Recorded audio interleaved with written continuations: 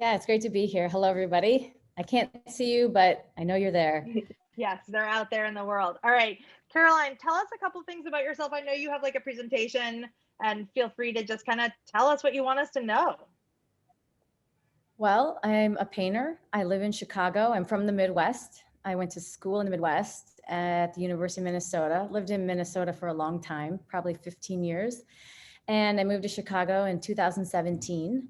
It's been really amazing being in a larger city, just being more visible and making other kinds of connections with artists in the city, institutions, programs.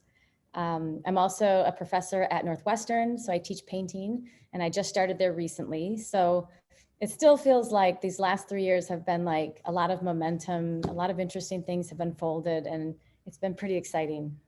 That's awesome. I keep seeing your name and seeing you on Instagram, and it does seem like it's been a super exciting couple of years. And what lucky students at Northwestern. That's awesome. Yes. I'm not totally on Instagram, but I'm sometimes on Instagram. Maybe other people post you on Instagram. All right. I see what other Maybe people that's post. what it is. Yeah. Patron gallery. Patron posts you a lot, and I get excited. Cool. And Yeah, we can Arcadia. blame it. Yeah, we'll blame them. All right. Show us some awesome Cool. work. Awesome. I'm going to share my screen so you can see some things. All right. Can you all see that? Yeah, for Okay, this is a good place to start. And I'm actually going to just watch the time because I want to be mindful.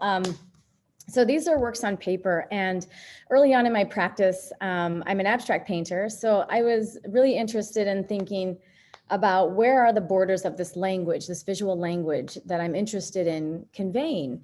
And I've always been attracted to other languages. I learned Spanish kind of growing up somewhat. My mother's Mexican, and so I learned some Spanish growing up, but I learned it more in my 20s, to be honest. And then I traveled as a Peace Corps volunteer to Romania, and I learned Romanian there. And I think this idea that there's a way to understand, to communicate with people that is through language. And then I started thinking like, well, what outside of maybe spoken and written language, how can we communicate with others where language doesn't become a border and keep certain people out, but is there a way to kind of create a kind of language where everybody has the same starting point, everybody has kind of equal access?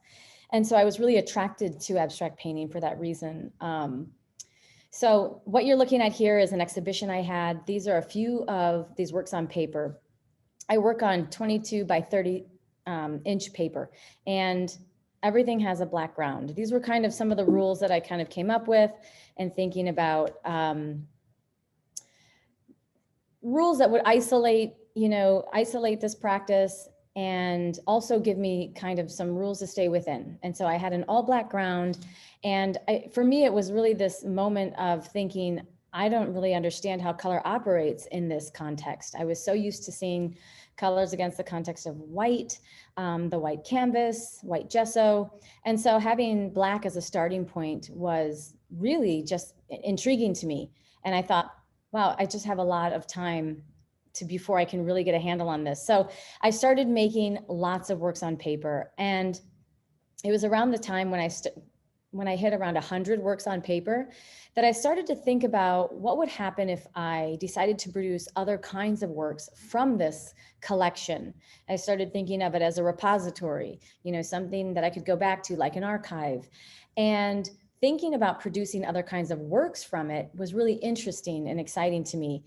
So as an artist, I have an expanded practice because it moves beyond just the canvas. It moves outside of the borders of the frame of the canvas, and it moves into objects. The three works on paper that you're looking at here became the kind of the score, if you will, for a performance that happened. I worked with a choreographer who was really delighted and excited to kind of interpret and translate these forms, these three works on paper, into a complete performance that later became quite interesting. And that was the first time that I kind of had broke through many different mediums. I had gone from the works on paper to sculptures. They had started with wall paintings, then to sculpture, and then to performance. And these kind of acts of translation where they move through mediums was really exciting for me. It was a moment that I could where I didn't feel that I was bound by the medium. I felt like the medium provided a really interesting space that I could conjure up other things from. So what you're looking at is a performance that happened. And from there, I'll keep us moving. I started I just thinking want to about, jump in and say I didn't know about that, and that's amazing. Thank you for sharing that. That's oh, awesome. you didn't? I Okay. didn't know that. That's so cool. Yeah. So as I kept expanding, like as I, as a way for the language to keep revealing more of itself, I wanted to move to objects. So what you're seeing in this photograph here, there are wooden sculptures on the wall. And so there's a hanging canvas, and then there's a wall painting with a wooden object on it, and then there's a freestanding object.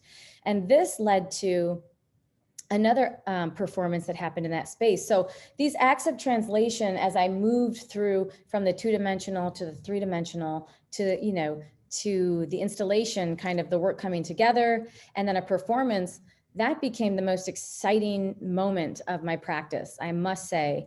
And so here are 2 dancers that are we worked together in collaboration, and we discussed what these forms might look like in movement and in motion.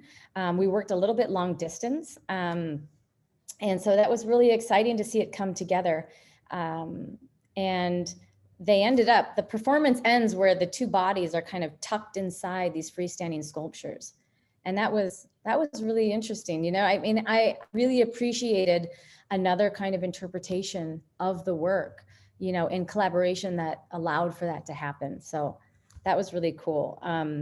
So cool. So this leads me to works on paper. So this is a painting on paper. This is one of them. And one thing I can say is that in the beginning, there was a lot of improvisation. The works on paper were a moment of freedom. I didn't overthink them. I sometimes did them in one sitting, and they were a way for me to really get comfortable and be spontaneous. In many ways, I think about the improvisation of jazz and thinking of how one thing can lead to another thing, and there's no hindrance from that. And this is the work that I have in the auction, and it is a work on paper. And what I realize is after about, the archive has grown over the years. It has about 300 or 400 paintings on paper in the collection. So what happened over time was that these renderings became really a lot tighter. They felt more complete. So, early on they felt, they seemed just very experimental. And now as the language is really starting to get defined, I find that, making a work now feels very, very different than it did early on. And so that's been exciting. So from time to time, I return to the archive, and I make other kinds of works. And so one of the things I started making were these large scale paintings that are unstretched on canvas. And these are about 9 feet by 7 feet wide, and they hang almost as if they float on the wall. They're not stretched on stretcher bars, so they're almost flat like paper against the wall. And it's not a laborious process, but it does take a while to get the canvas to that state. And then it kind of gets trimmed down, and then it kind of hangs there in this kind of, I don't know, maybe a ghostly way. Maybe that's over-romanticizing it, but it makes sense.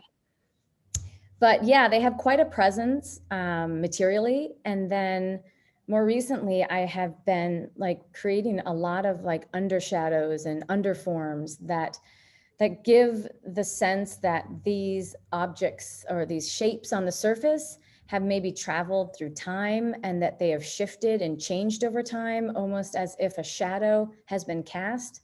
A shadow that appears at 12 noon is very different than the shadow at 5 o'clock in the evening. So I think about shadows. I think about the shifting of language and time through dimension and space with these. Caroline, beautiful. I'm totally blown away. Thank you. Yeah. I mean, so much. We're really lucky to have you. That's exactly what I was aiming for, Allie. You did. You nailed it. And I felt it's bringing me back to when I left your studio 2 years ago on this cold Chicago day, and I was just like, damn, that's amazing. And you speak so beautifully about it. Oh my God. Look at that. Oh, Yeah, that's this is a amazing. better sense. This is at Cone Gallery, and the space is huge. It's like 14,000 square feet. So the paintings sit quite nicely in that space. They hold their own, and They do, and they have all this breathing room, and it's kind of incredible how much they just command that space. Wow. Wow. Beautiful. And then the last thing I'll show you is that more recently I have been thinking about abstract painting as if I can change the conditions in which I want this language to operate. I've been thinking more about like a kindred nature, or I'm thinking about intimacy. I'm thinking about, can I get this language to operate on a different set of terms? So the framework for producing this new body of work, which I affectionately call Victoria Veronica, which are my mother's first two names. I've been thinking about my own life as an identical twin, and thinking about language and thinking about how we speak to one another, my twin sister and I. And what I realize is that there is a kind of way in which we speak that is very abbreviated, and it really seemed to align with abstraction in terms of not only in the space of communication, but also in the form, and thinking about abbreviations of reduction down to a more minimal aspects. And so the work has found another kind of space to operate within that has been really exciting. And I'll end with this. This is something new in my studio. And so the more intimate language appears on raw canvas. There's these light browns and grays, and there's wooden objects that still accompany, but the language is much more reduced and down to these kind of minimal moments. Oh my gosh, I'm so excited. All right, so ICA, we need a trip to Chicago for sure. Yes, we do. I want to see these in person. I know, I have seen them, and Amazing. they're pretty powerful in this space. Caroline, it's great to see you. Thank you for being here, and thank you for the work. We're Thank you so so much. happy.